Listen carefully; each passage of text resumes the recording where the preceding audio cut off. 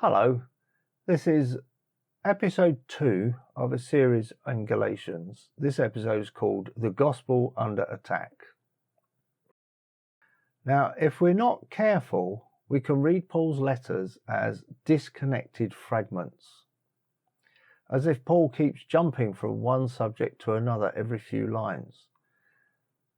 This should tell us that we've misunderstood something. For example, Galatians 1 and 2 are not disjointed. They are a continuous defense. And here's the point. If Paul loses his defense, the gospel changes, not slightly, but fatally. Because if his message didn't come from Christ, then it can be edited by men.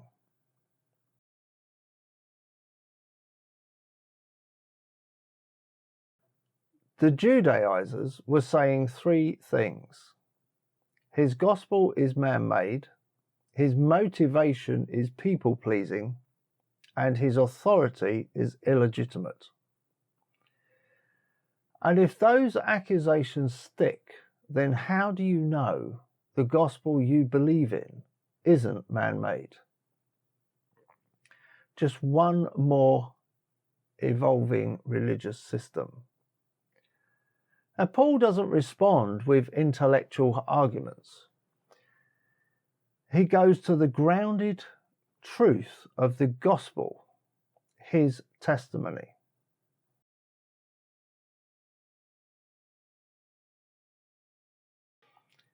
Paul feels accused. The churches he risked his life for are doubting him. See it as if Paul is in a court.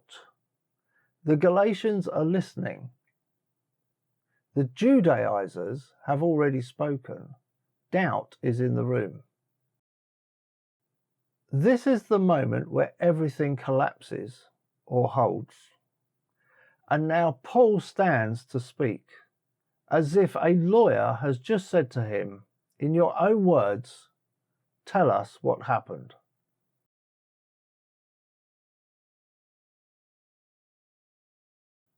But I made known to you, brothers, concerning the good news which was preached by me, that it is not according to man.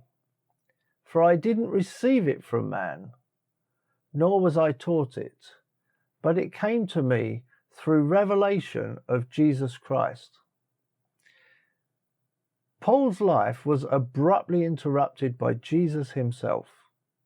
Damascus Road has become shorthand for sudden transformation, and that transformation is the evidence that he gives. The gospel wasn't a theory for Paul. Now we can reflect on our own story. In what way did the truth of Jesus interrupt your life? What transformations took place? What transformations are taking place now? That's why your testimony matters. The world can argue doctrine, but it struggles to argue transformation.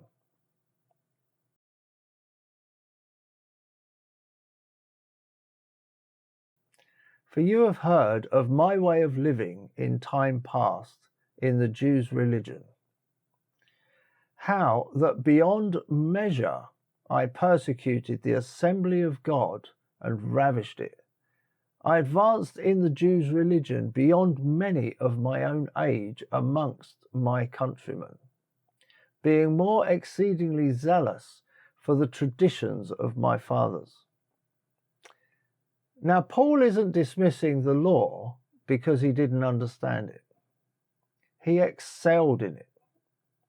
He knew it better than most of his accusers. So this isn't a lazy man choosing an easier religion.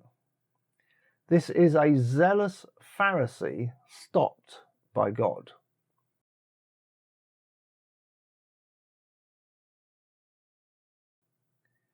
But when it was the good pleasure of God, who separated me from my mother's womb and called me through his grace to reveal his Son in me, that I might preach him amongst the Gentiles, I didn't immediately confer with flesh and blood, nor did I go up to Jerusalem to those who were apostles before me, but I went into Arabia.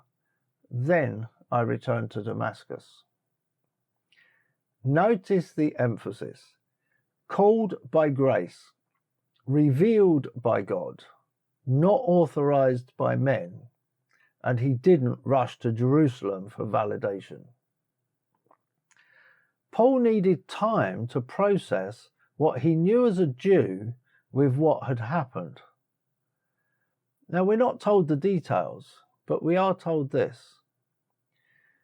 The good news came to Paul personally by revelation and not from Jerusalem.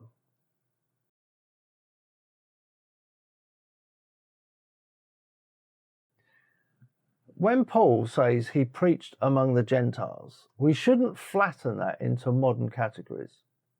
In Acts, Paul still goes to the synagogues first, and Peter preached to Cornelius. So the divide isn't simplistic. It's more regional for the sake of mission. Peter was primarily among the Jews in Judea. Paul was primarily outside Israel. Different spheres, but the same gospel.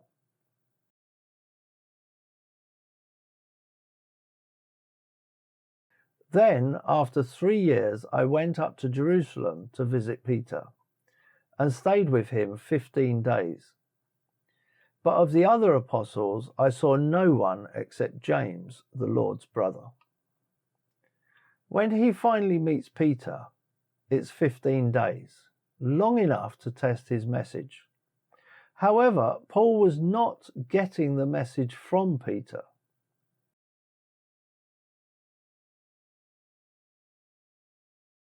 Now about the things which I write to you, behold, before God I am not lying. Now this is courtroom language, like swearing an oath. What more can he do than plead the truth?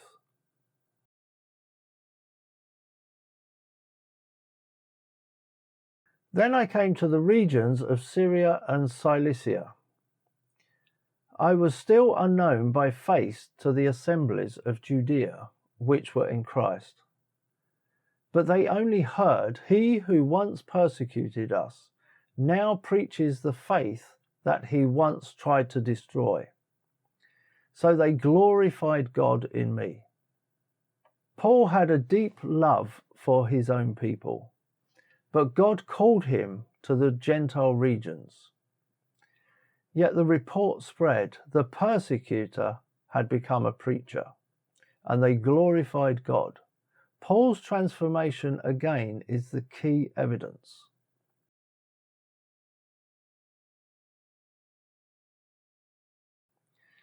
Up to this point, Paul has defended the origin of his gospel.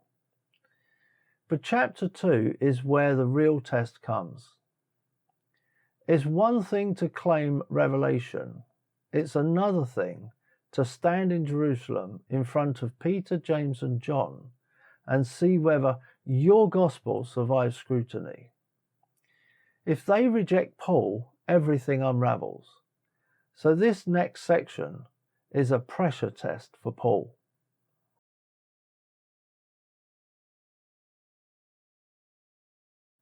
Then, after a period of 15 years, I went up again to Jerusalem with Barnabas, taking Titus also with me. I went up by revelation, and I laid before them the good news which I preach among the Gentiles, but privately before those who were respected for fear that I might be running or had run in vain. Paul didn't rush to Jerusalem out of insecurity. He went by revelation, which means he was led or told by God to go there. He lays his gospel before the leaders privately, not because he doubts the revelation, but because unity matters.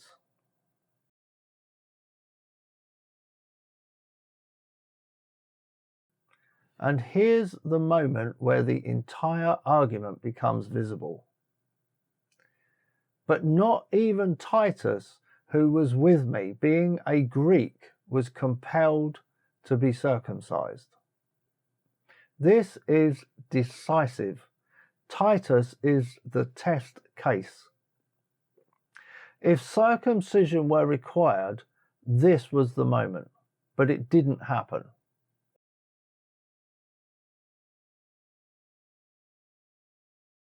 This was because of the false brothers secretly brought in, who stole in to spy out our liberty, which we have in Christ Jesus, that they might bring us into bondage, to whom we gave no place in the way of subjection, not for an hour, that the truth of the good news might continue with you.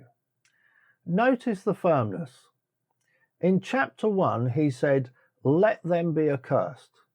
Here, he says, we gave them no place. Grace is not up for negotiation.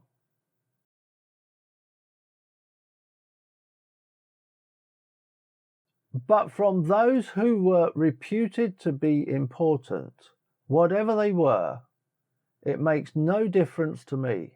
God doesn't show partiality to man. They, I say, who were respected, imparted nothing to me. They didn't adjust his gospel.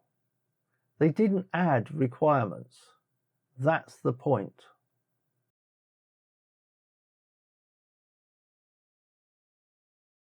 But to the contrary, they saw that I had been entrusted with the good news for the uncircumcised, even as Peter with the good news for the circumcised. For he who worked through Peter in the apostleship with the circumcised also worked through me with the Gentiles. And when they perceived the grace that was given to me, James and Cephas and John, those who were reputed to be pillars, gave to Barnabas and me the right hand of fellowship, that we should go to the Gentiles and they to the circumcision.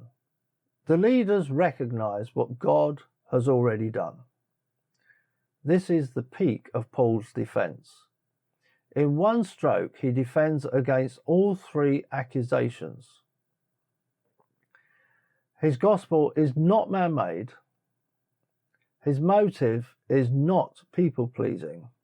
His authority is not illegitimate. What's more, he has complete unity with Peter, James, and John.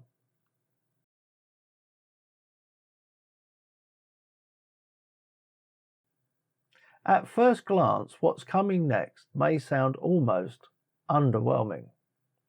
After confirming that the good news Paul is preaching is in full agreement with what they are preaching, this is what they say. But this single sentence may be one of the most revealing lines in the entire defense.